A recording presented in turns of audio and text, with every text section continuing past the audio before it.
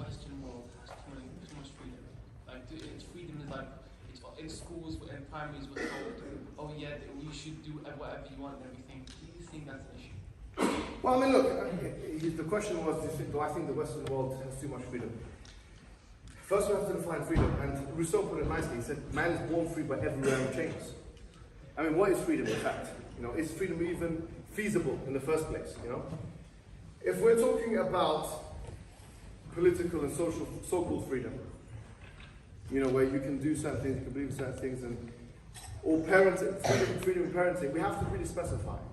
Look, we as Muslims also believe that people have a choice to make about what religion they want to be. If they're not Muslims, they can have a choice. There are some things we agree with liberals and Westerners in general. We're not liberals, with a small L, yeah? However, having said that, it's important to note that the dream, the American dream, is actually everyone else's nightmare. It's not, there is no freedom, because when you're taking someone out of their economic positioning, because of capitalism and liberal economics, supply-side economics, the question is, if you don't have money, what freedom do you have? If you have relative poverty being expanded, and you're now, the choice for you as a black man in America is come out, either be shot or go to jail or something like that, because you've been forced into a ghetto, then that's not really freedom, even though in the Constitution you have the freedom of speech. But in reality, you don't really have the freedom of expression.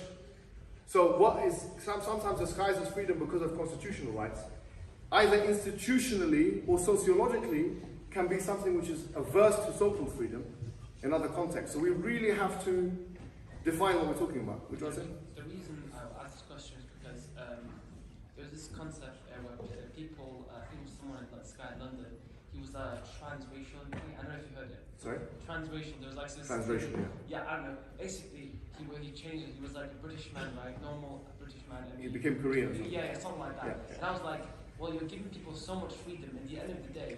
Yeah, I've got you. Let's deal with the transracial issue, because I think it's actually. I was in SOAS for a year. I was doing gender studies, in fact, yeah. It's a very far left kind of university. And there was one woman in the elevator I was with, and she goes, you know, the penis is a social construct. sorry for the kid there. The penis is a social construct.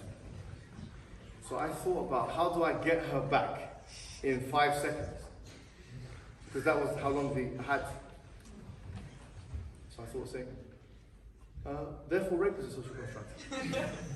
No, I mean, if you say the penis is a social construct, therefore there's no such thing as rape, because rape is defined as penetration with the penis. In this country, the law actually says a woman cannot rape a man.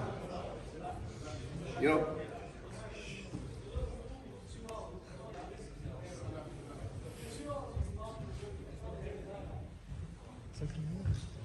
Yeah.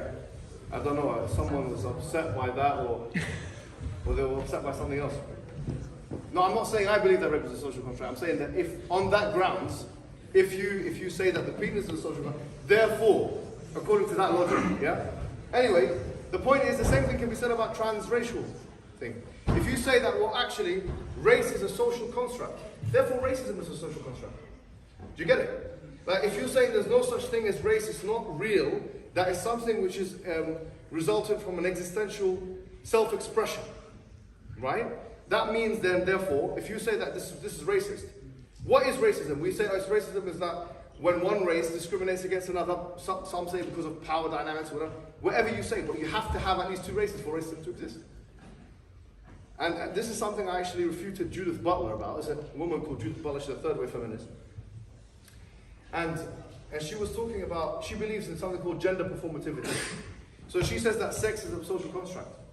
So she, like actual biological sex is a social construct. In her book, Gender Trouble. And I said, well, I was interested by that.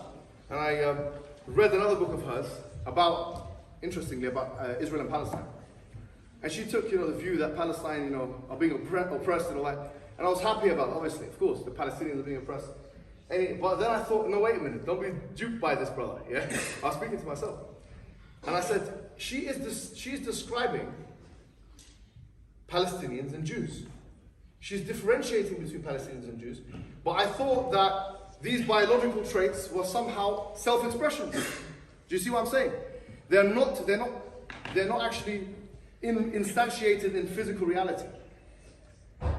You can't have your cake and eat it both. You can't say that gender and race are performances, basically. You're performing. I'm performing to be a tall, dark, and handsome man. Everyone knows that's false. Everyone knows it's the truth. That's unknown again. But we're not performing to be whatever it is we're being. We are being that thing.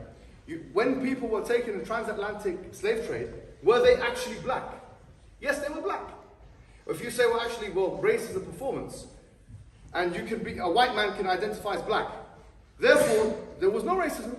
Because how do we know how these guys would, there's no race. You've destroyed race.